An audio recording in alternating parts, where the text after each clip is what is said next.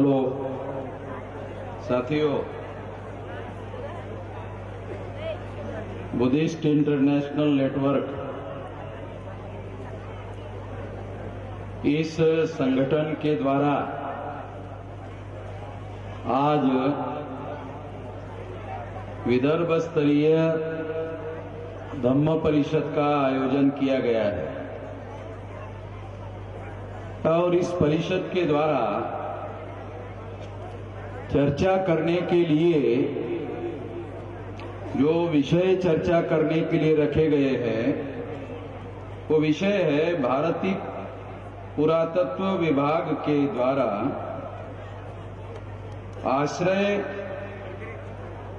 और सहकार्य की वजह से ही पातूर के यहाँ की प्राचीन बुद्ध लेनियों पर ब्राह्मणवादियों का कब्जा हो रहा है। ऐसे स्थिति में बौद्ध लोगों को क्या करना चाहिए, एक विचार मंथन ऐसा विषय है। दूसरा विषय है बौद्ध लोगों के द्वारा जो जनगणना होने जा रही है उसमें क्या लिखना चाहिए, एक विचार मंथन। तीसरा है मौर्यकालीन भोन स्तूप में बुद्ध की पवित्र अस्थियां और उसका कलश लेकर डेक्कन कॉलेज के ब्राह्मणों ने गायब कर दिया, अथवा भोन बुद्ध स्तूप, एडम बुद्ध स्तूप, पौनी बुद्ध स्तूप, इनको भारतीय पुरातत्व विभाग जानबूझकर नष्ट करने का काम कर रहा है, अथवा दीक्षा भूमि पर आरएसएस के ब्राह्मणों का कब्जा होना एक भयंकर षड्यंत्र है। ऐसे 5 विषय चर्चा करने के लिए रखे गए हैं।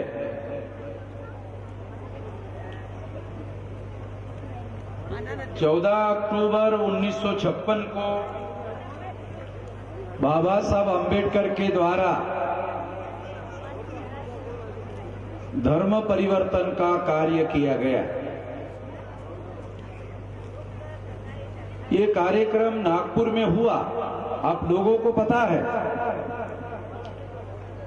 वो 56 से लेकर 2000 तक 44 साल होते हैं और 44 साल में अभी और 22 साल मिला दो तो ये 66वां साल चल रहा है और आज से और 10 साल में 75 साल पूरे होने वाले हैं। धर्मांतर को 75 साल पूरे होंगे। इस 75 साल में हमने क्या किया, ये सवाल 75 साल के मौके पर हम सब लोगों को पूछा जाएगा कि बाबा साहब आम्बेडकर के अनुयायियों ने 75 साल में क्या किया। दुनिया वाले लोग ये सवाल पूछ सकते हैं, तो हम लोगों के पास पिछले 50 साल में कोई जवाब नहीं है, तो 75 साल में क्या जवाब होगा जब 50 साल में हमारे पास कोई जवाब नहीं है।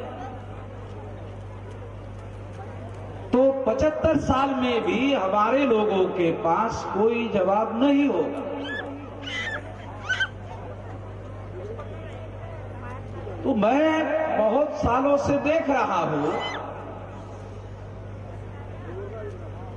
कि इस दिशा में किसी प्रकार का कोई काम जैसा बाबा साहब आम्बेडकर सोचते थे वैसा नहीं हो रहा है।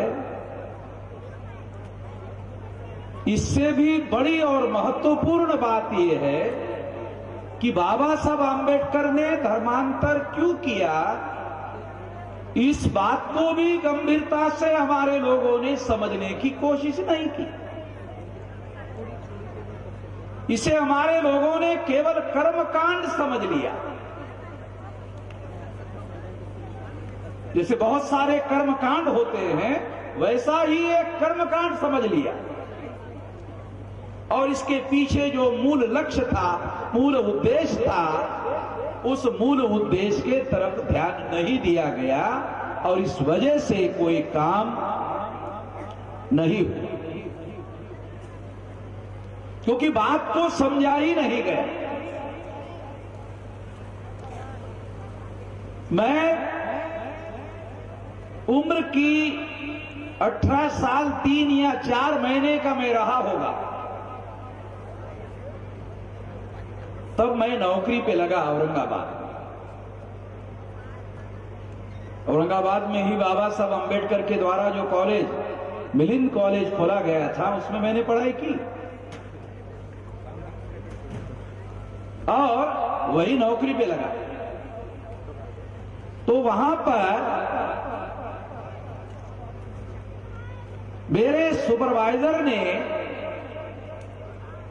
वीएन पाटिल नाम के एक व्यक्ति थे, उनको मुझे सरकारी ट्रेनिंग देने के काम पर लगाया।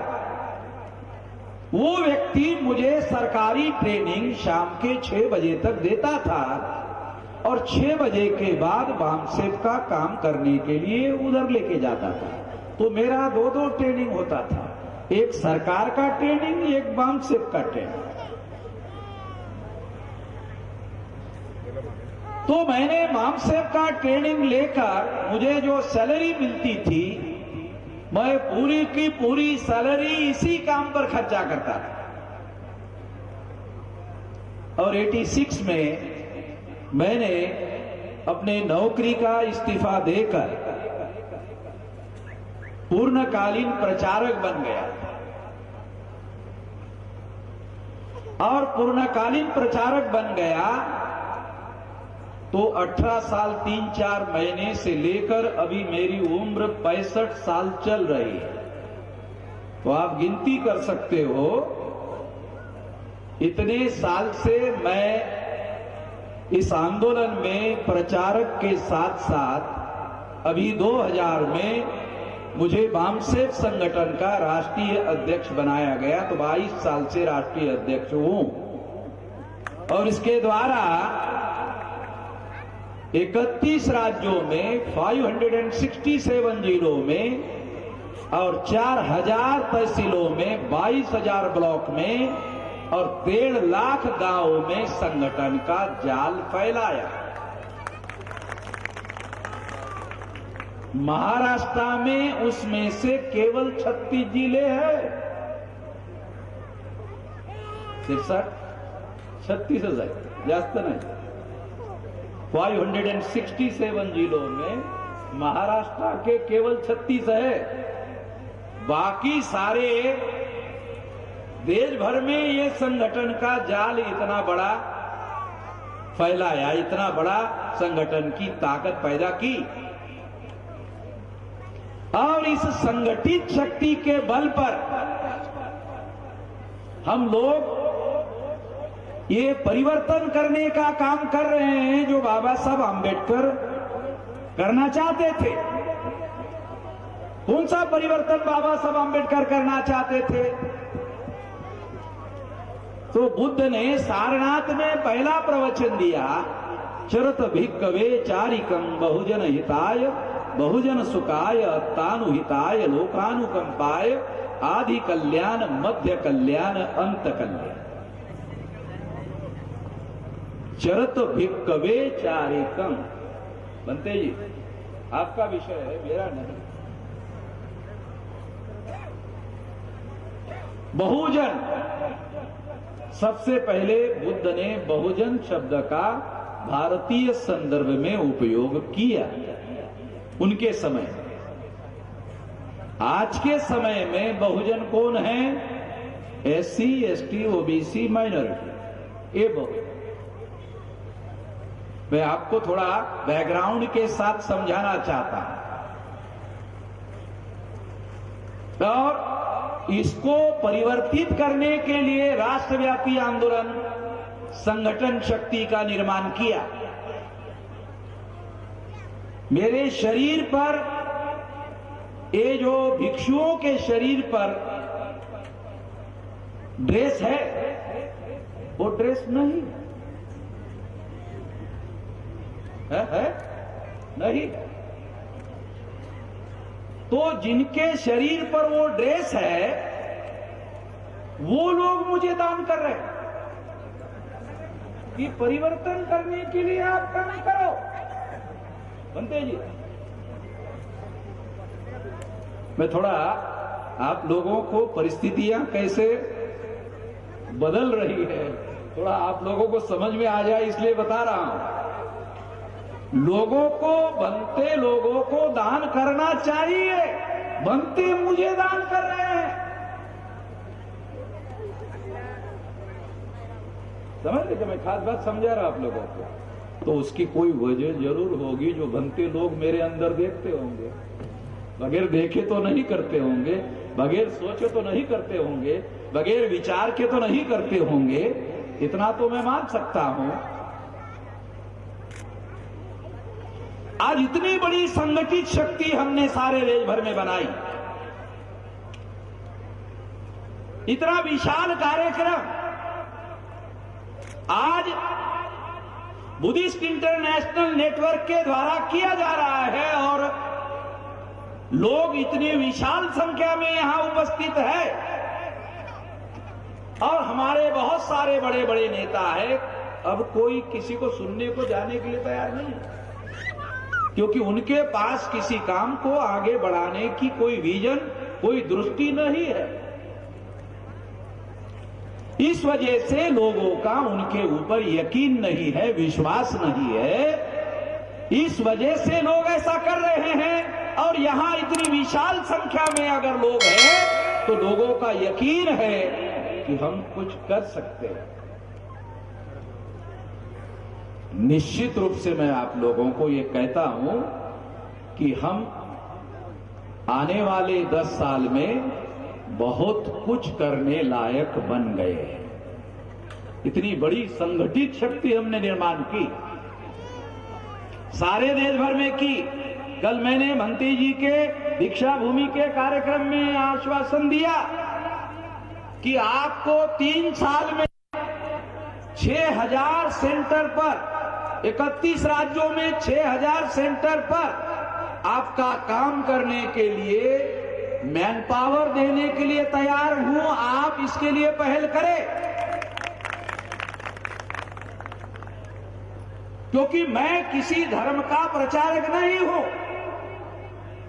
मैं मूल निवासी बहुजन समाज के जो तमाम धर्म को मानने वाले लोग हैं, बुद्धिस्ट है, सिख है, ईसाई है, मुस्लिम है, जैन है, लिंगायत है, ये सारे के सारे हमारे भारतीय लोग, ये विदेश से आए हुए लोग नहीं हैं। अलग अलग प्रकार के धर्म को मानते हैं, मगर उन सभी लोगों में एक कॉमन बात है। वो कॉमन बात हम सब लोगों को समझना होगा, नहीं तो हमारा आपस में झगड़ा होगा या झगड़ा लगाया जा सकता है। वो कॉमन बात क्या है? जितने धर्मों के मैंने नाम लिया, वो सारे धर्म समानता को मानने वाले हैं। मुसलमानों की भाषा में मसावात को मानने वाले लोग हैं, क्रिश्चियन की भाषा में इक्वेलिटी को मानने वाले धर्म है। और अगर सारे लोग समानता को मानने वाले लोग हैं, तो इन धर्मों को स्वीकार करने वाले जो भारतीय लोग हैं, अर्थात मूल निवासी लोग हैं, उन्होंने ब्राह्मण धर्म के विरोध में विद्रोह करके समानता के लिए उस धर्म को स्वीकार किया। वो सारे के सारे मूल निवासी लोग हैं। कुछ दिन पहले कुछ मुसलमान मुझे मिले और उन्होंने मुझे कहा कि मेश्राम जी, हम लोगों को बार बार ये कहा जाता है जब भी कोई घटना होती है तो कहा जाता है चले जाओ पाकिस्तान, चले जाओ पाकिस्तान, चले जाओ पाकिस्तान। बहुत दुख होता है, बहुत पीड़ा होती है। 15 अगस्त 47 को, 14 अगस्त 47 को पाकिस्तान बना, उस समय नहीं गए, अब क्या जाए। उस समय जब जाने का समय था तो नहीं गए, तो अब क्या जाएंगे। यही हमारी मातृभूमि है। धर्म भिन्न हो सकता है मगर वो सारे के सारे मूल निवासी है। उनकी राष्ट्रीयता, उनकी नेशनैलिटी, ध्यान रखो का शब्द प्रयोग कर रहा हूं, उनकी भारतीयता, राष्ट्रीयत्व भारतीय है। धर्म अलग अलग हो सकता है, उस धर्म में कॉमन बात सभी लोग समानता को मानने वाले लोग हैं। तो हमारा आपस में कोई झगड़ा होना नहीं चाहिए। दूसरे लोग ये झगड़ा लगाने का काम कर सकते हैं, हमें इससे सावधान रहना चाहिए और इसकी खबरदारी सारे देश भर में हमको लेना चाहिए। दूसरी महत्वपूर्ण बात मैं आज के मौके पर आप लोगों को समझाना चाहता हूं। मैं भाषण कम करता हूं, समझाने का काम ज्यादा करता हूं, क्योंकि जो बात मैं समझता हूं अगर वो बात आपको समझ में आ जाए तो फिर वही काम आप भी अपने इलाके में कर सकते हैं जो देश भर में मैं कर रहा हूं। मैं अकेला तो ये काम पूरा नहीं कर सकता। अगर लाखों करोड़ों लोग अगर इस काम में लग जाए तो ये काम आने वाले 10 साल में बहुत बड़े पैमाने पर सारे देश भर में हो सकता है। आज कोई ऐसा संगठन नहीं है जिसको 25-30 करोड़ रुपया लोग भारत में देते हैं। हमारे संगठन के अलावा हमारे SC, ST, OBC माइनॉरिटी के लोग इतना पैसा किसी संगठन को नहीं देते हैं। इतना विश्वास आज हमने पैदा किया समाज कि हम इस बात को, इस काम को अंजाम तक पहुंचाने लायक है, इसलिए इतना पैसा देते हैं।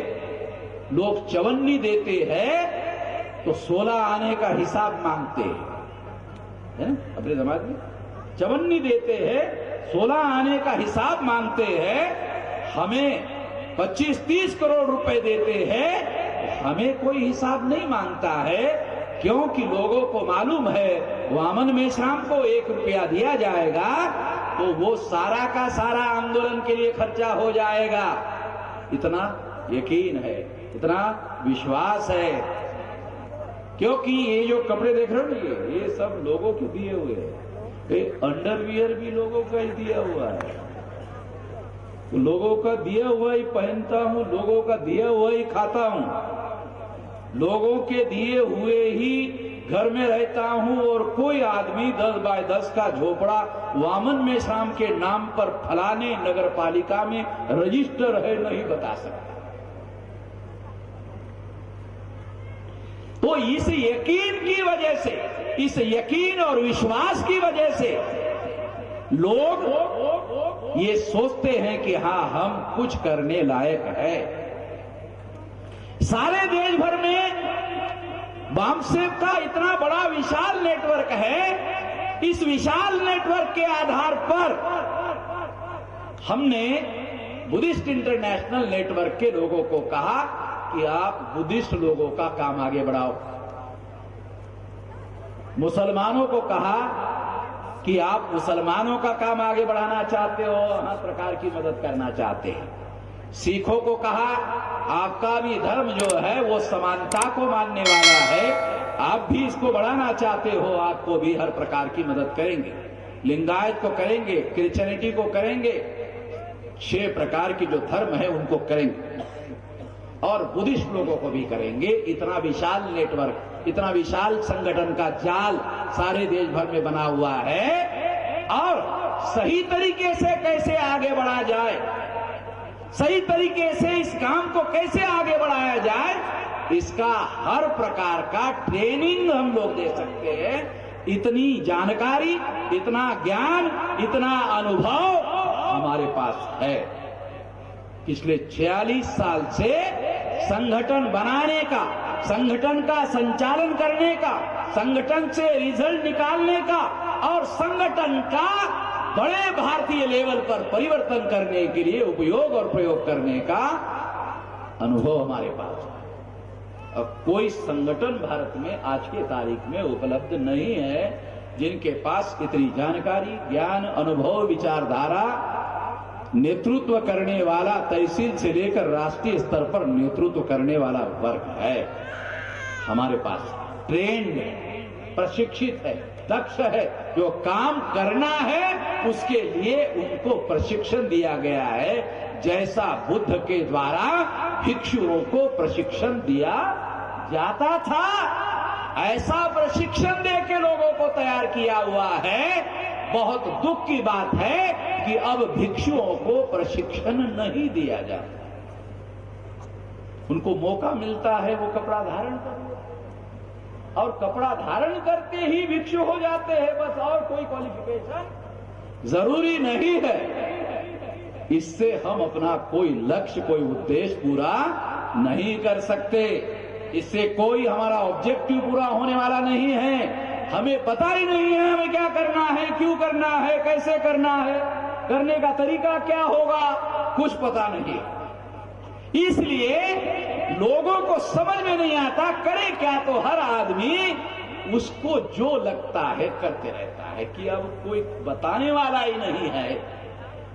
दुनिया में कोई भी बड़ा परिवर्तन संगठित शक्ति के बल पर होता है। मुझे जैसे लगता है वैसा करने से दुनिया में कभी कोई परिवर्तन हुआ नहीं, न होने वाला।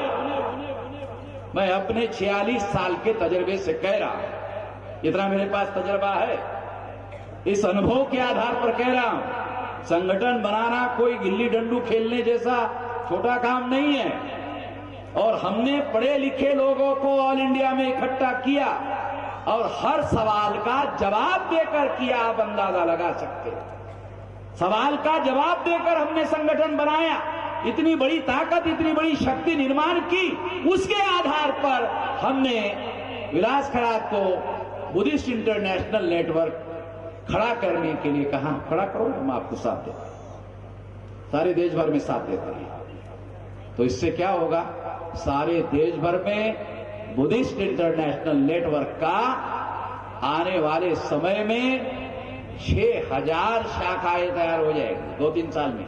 ज्यादा समय नहीं लगेगा, 6000 शाखाएं सारे देश भर में। और इतना बड़ा संगठन का जाल मुझे नहीं लगता किसी के पास होगा। और वहां आपको जैसा प्रचार करने वाले और किसी भी प्रकार का ड्रेस भिक्षुओं जैसा पहने बगैर प्रचार करने वाले लोग, प्रचारक आपको मिल जाएंगे। समता, स्वतंत्रता, बंधुता और न्याय पर आधारित समाज और राष्ट्र का निर्माण करना छोटा मोटा लक्ष्य नहीं है। बाबा साहब आंबेडकर ने भारतीय संविधान के पहले पन्ने पर, preamble of the constitution is the objective of the constitution, उसमें लिखा समता, स्वतंत्रता, बंधुता और न्याय पर आधारित समाज और राष्ट्र का निर्माण करने के लिए ये संविधान मैंने बनाया। ध्यान रखो, संविधान बाबा साहब ने बनाया, इतना ही मालूम है हमारे। काय के लिए बना? पहले नंबर का सवाल ये है, किस लिए बनाया? वो भारत के संविधान के पहले पन्ने पर लिखा हुआ है, और मुझे नहीं लगता हमारे लोगों ने वो पढ़ा। अगर जिसने पढ़ा उसको सही तरीके से समझ में आया, मुझे नहीं लगता। और बहुत सारे लोगों को बाबा साहब आंबेडकर ने संविधान लिखा, उस पर हाथ किसी को नहीं लगाने देंगे, लोग ऐसा कहते हैं।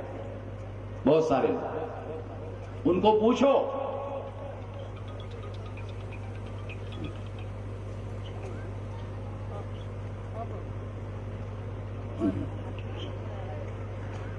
तो इस तरह से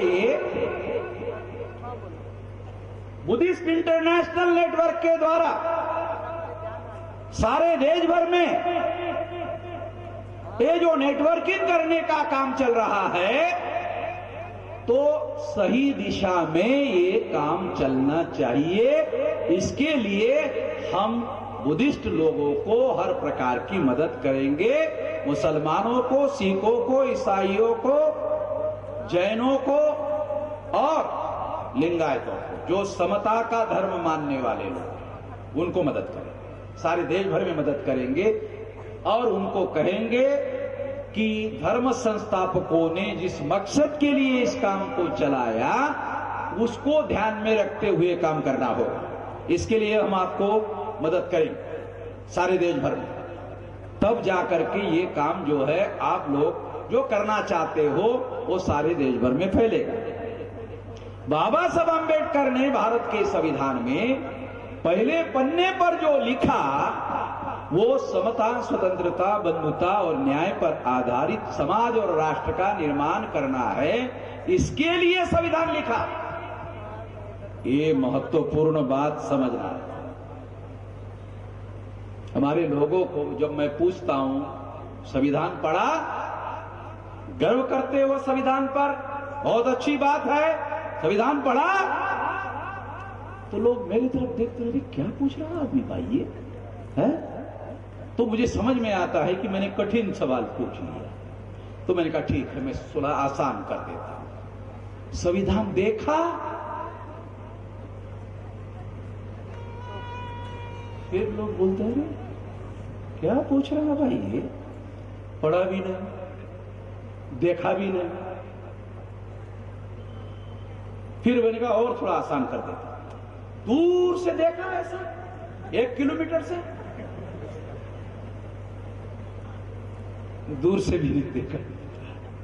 जिसका हमारे लोग गर्व करते हैं, गौरव करते हैं, तो preamble of the constitution is the objective of the constitution, ये कहां पढ़ा होगा? ये पहले पन्ने पर लिखा हुआ है, ये कहां पढ़ा होगा? कितने लोगों को ये समझ में आता है ये ऑब्जेक्टिव ऑफ द कॉन्स्टिट्यूशन क्या होता है? इसलिए मैं कह रहा हूं आप लोगों की इसमें कोई गलती नहीं है। गलती किसकी है? जो नेतृत्व करने वाले लोग हैं उनको ही पता नहीं। जो नेतृत्व करने वाले लोग हैं उनको ही पता नहीं है, वही अभ्यास नहीं करते हैं। उनको पूछो तुम अभ्यास क्यों नहीं करते हो? कहा कि हमारा बाबा साहब ने ही पहले कर लिया है, हमारे लिए छोड़ा ही नहीं। अरे बाबा साहब ने जो अभ्यास किया उसका आपने अभ्यास किया कि ये क्या सवाल पूछ रहे हो? जो बाबा साहब ने अभ्यास किया उसका तो अभ्यास करो। उसका भी हमारे लोग अभ्यास नहीं करते हैं तो कहां से मालूम होगा? किसी भी आंदोलन को चलाने के लिए प्राइमरी रिसोर्स जानकारी का होना, हमारे लोगों के पास जानकारी नहीं। दूसरा रिसोर्स है ज्ञान का होना। तो बहुत सारे लोगों को यही समझ में नहीं आता जानकारी और ज्ञान में क्या फर्क होता है। जानकारी और ज्ञान में क्या फर्क होता है यही समझ में नहीं आता। तो ज्ञान उसको कहते हैं जिसको अप्लाइड इंफॉर्मेशन कहते हैं, उसको ज्ञान कहते हैं। ज्ञान अलग मामला है, जानकारी अलग मामला है। तो हमारे पास जानकारी भी नहीं है, हमारे पास ज्ञान भी नहीं है। तो इस वजह से हमारा आंदोलन चलाने वाले जो लोग हैं उन लोगों की वजह से लोगों के पास जानकारी नहीं है। कल मैं नागपुर में गया दीक्षा भूमि पर, तो भंते जी ने मुझे कहा कि लोगों को उन्होंने इनवाइट किया था, बाद में उनको पता चला कि वामन मेश्राम वहां पर है। तो दूसरे लोगों ने कहा वामन मेश्राम है क्या? फिर हम नहीं आते। क्यों नहीं? वो हमारी जाहिर हजामत करता है, पानी लगाए बगैर करता है। क्योंकि मैं इसलिए ऐसे करता हूं कि वो जानकारी भी सही लोगों को नहीं देते, तारीखों के बारे में भी उनके पास कोई जानकारी नहीं है। अरे कम से कम बाबा साहब का जीवन संघर्ष तो तुमको तारीखों के साथ मालूम होना चाहिए। इसका भी अभ्यास हमारे लोग नहीं करते हैं। इस वजह से ये आंदोलन कैसे चलाया जा सकता है, ये संकट नेतृत्व की वजह से पैदा हुआ है और लोग इसके लिए जिम्मेदार नहीं। इसलिए हम लोगों को जानकार बनाने के लिए सारे देश भर में 1 दिन का ट्रेनिंग, 2 दिन का ट्रेनिंग, 3 दिन का ट्रेनिंग, 5 दिन का ट्रेनिंग हम सारे देश भर में लेते हैं। मैं 5 दिन अकेला ही बोलता हूं विचारधारा और इतिहास पर, और 5 दिन संगठन के विषय पर, क्योंकि संगठन बनता कैसे है, चलता कैसे है, संचालन कैसे होता है, रिजल्ट कैसे निकाला जाता है, ये बहुत गंभीर विषय है। विचारधारा और इतिहास जिसके बारे में इस देश में संगठित गिरोह, जो ब्राह्मण लोग हैं वो संगठित गिरोह किसका होता है? डाकुओं का होता है। ये संगठित गिरोह वो लोगों को विचारधारा और इतिहास के बारे में सबसे ज्यादा गुमराह करते हैं। इसलिए एक गुमराह का उदाहरण आपको देता हूं, आपको समझ में आ गया। बुद्ध के प्रवचन में दशरथ जातक का उल्लेख आता है, बराबर है विलास? दशरथ जातक जब ईसा पूर्व 185 में सम्राट बृहदत्त मौर्य की हत्या की गई पुष्यमित्र शुंग नाम के ब्राह्मण के द्वारा, बौद्ध सम्राट थे सम्राट बृहदत्त मौर्य, उसकी हत्या की गई। उसके 500-800 साल बाद रामायण लिखा गया, और रामायण की जो मौलिक कथा है वो दशरथ जातक से चुराई। जो दशरथ जातक है, बुद्ध के प्रवचन में जो दशरथ जातक आता है, उस दशरथ जातक से रामायण की मूल कथा, जिसको भाषा शास्त्र के दृष्टि से बीज कथा कहा जाता है, वो बीज कथा दशरथ जातक से चुराकर रामायण लिखा गया। हमारे भिक्षुओं को भी मालूम नहीं। ये रामायण जो है ये दशरथ जातक से ब्राह्मणों ने चुरा कर लिखा। महाभारत 31 जातकों के चोरी पर लिखा गया है। दुनिया की जो 10 यूनिवर्सिटियां है, पहले नंबर से लेकर 10 नंबर तक, उस यूनिवर्सिटी में रिसर्च हुआ। सारा डॉक्यूमेंट्री एविडेंस के आधार पर उन्होंने ये कहा, और किसी ब्राह्मण ने आज तक इसका कोई जवाब दिया? विलास, इसका कोई जवाब दिया ब्राह्मण? ये सारा अंग्रेजी में अवेलेबल है, ब्राह्मणों ने इसको पढ़ा हुआ है। एक ब्राह्मण ने मेरे लिए लिखा कि ठीक है, आप जो कहते हैं दशरथ जातक से हमने रामायण चुरा कर लिखा, ठीक है, आपकी बात ठीक है, मान लेते हैं, तो फिर राम को मानो। उन्होंने मुझे लिखा, तो हमने लिखा जब हमारे पास ओरिजिनल है तो नकली को क्यों माने? हमारे पास ओरिजिनल है, दादा नकली को क्यों माने? तुम नकली को मानने के लिए कह रहे हो, हमारे पास ओरिजिनल है भाई, तो ओरिजिनल को मानेंगे, नकली को क्यों मानेंगे? मैं आपको बता रहा हूं जो हम लोग कह रहे हैं, उस कहने का इस देश में परिणाम होता है। मुसलमानों के लोगों ने मुझे कहा ये हमारे सामने संकट है, और हम लोगों को पाकिस्तान जाने के लिए कहा जाता है, हम उस समय नहीं गए, तो अब क्या जाएंगे? मगर बहुत पीड़ा होती है जब ऐसे कहा जाता है, बहुत दुख होता है, आप कुछ करिए।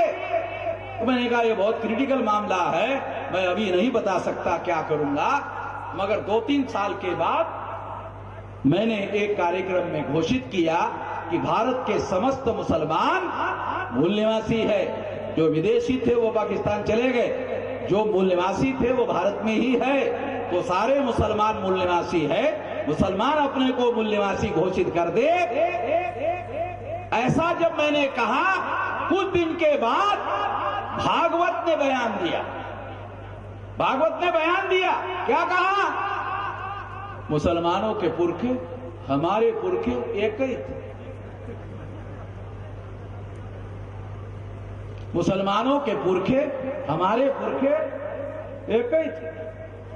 मेरे कहने के बाद भागवत को भी उल्टी करना पड़ा। तो पहले क्या कहते थे?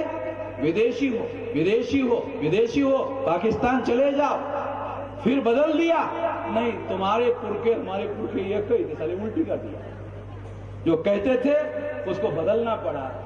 हमारी बातों का भारत के सामाजिक राजनीतिक जीवन पर हमारे विचार का कैसा प्रभाव और परिणाम हो रहा है, तो सबसे बड़ा संगठन कहने वाला आरएसएस जो है, उसका मोहन भागवत को इस बात को कहना पड़ा। एक रिकॉर्डेड स्टेटमेंट की बात कह रहा हूं। तो इसलिए मैं आप लोगों को यह कहना चाहता हूं कि जिस तरह से लाखों की संख्या में आज लोग इकट्ठा है और आने वाले समय में ऐसे सारे देश भर में कार्यक्रम करेंगे।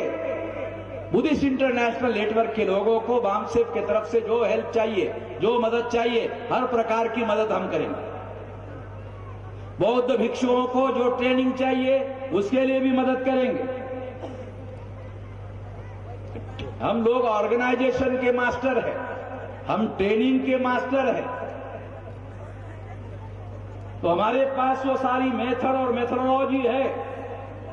मेथड और मेथोडोलॉजी के बगैर संगठित शक्ति का निर्माण नहीं होगा, और संगठित शक्ति के बल पर बगैर कोई बड़ा परिवर्तन होने वाला नहीं है। ये कार्ड बांध दो।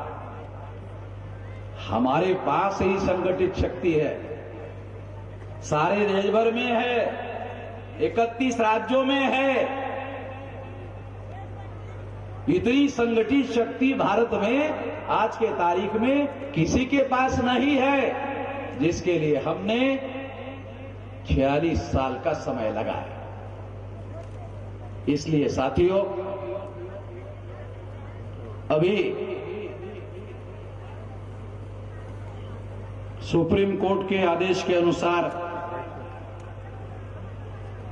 10 बजे तक कार्यक्रम चलाया जाना चाहिए, ऐसा सुप्रीम कोर्ट कहता है। मगर कभी कभी सुप्रीम कोर्ट डांडिया चलाने के लिए 12 बजे तक समय देता है। डांडिया, हेलो, डांडिया 12 बजे तक। तो पुलिस वाले लोग मुझे पूछते रहते हैं कभी कभी कि अरे 10 बज गए हैं, आपका फिर भी भाषण चल रहा है। तो मैंने कहा डांडिया बजाने के लिए कैसे 12 बजे तक अनुमति मिलती है? तो मैं भी तो भारत का नागरिक हूं। तो वामन मेश्राम केवल नागरिक थोड़ी है, राष्ट्रीय अध्यक्ष है, ध्यान रखो। मैं कोई आइडिया नत्थु गैरिया नहीं हो। पर फिर भी जब संविधान हमें कानून और व्यवस्था की दृष्टि से अनुमति देता हूं, उतनी ही बात मैं कहना चाहता हूं। जितनी बात मैंने आपको कही, जितनी बात मैंने आपको समझाई, उतनी हजम कर लो। जितनी हजम करोगे खून बनेगा, खून बनेगा ताकत बनेगी, ताकत बनेगी तो काम आगे बढ़ेगा। ये बात आप लोग ध्यान रखो। जितनी बातें हमने समझाई वो संगठित शक्ति में रूपांतरित होनी चाहिए, और संगठित शक्ति पर आप लोगों का समर्थन मिलना चाहिए। जो परिवर्तन बाबा साहब आंबेडकर चाहते थे करके दिखाएंगे 10 साल में, ज्यादा लंबा समय नहीं, 10 साल में।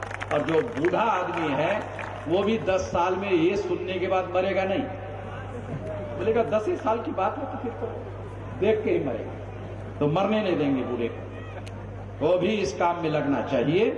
और 10 साल इसलिए कह रहा हूं कि पिछले 46 साल लगाने के आधार पर 10 साल कह रहा हूं। इतनी बड़ी शक्ति निर्माण की हुई सारे देश भर में, कश्मीर से कन्याकुमारी तक, और नागालैंड कोहिमा से लेकर जामनगर गुजरात के इस कॉर्नर तक इतना संगठन का विस्तार हो गया है। भारत के बॉर्डर लाइन पर जितने जिले हैं और जितने विदेशी देश है, सारे जिलों में हमारे संगठन का नेटवर्क फैला हुआ है। इतना बड़ा विशाल संगठन हमने निर्माण किया।